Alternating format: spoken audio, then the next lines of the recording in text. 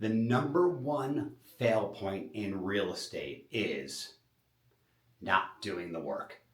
Now, I know a lot of us are thinking, hey, we come in, we learn, we go to brokerage classes, we talk to our colleagues, we make some calls, we reach out to our sphere, we drop a few emails, we drop a few texts. We're doing the work. Why are we not getting the results?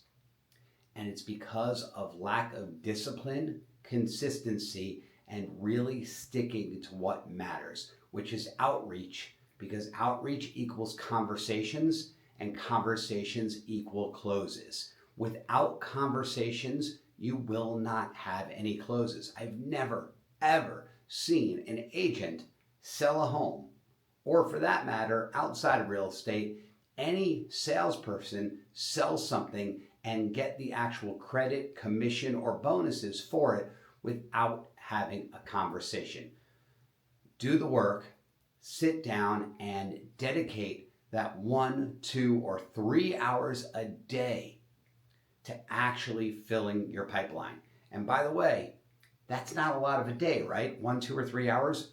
I think the average workplace statistic is that there's about 70 to 80% of the workday that is productive time. If you're only doing 3 hours a day, if you don't have appointments yet, guess what you should do? Get back on the phone, do another 3 hours. Fill that pipeline, and as you do the work, things will actually get easier. When you're looking at people around you and you're seeing that they have deals coming in, and you're like, I don't really see them doing the work. They probably had already gained the traction from doing the work previously, or they're just lucky and they're not going to be successful for that long. So do the work and you will succeed.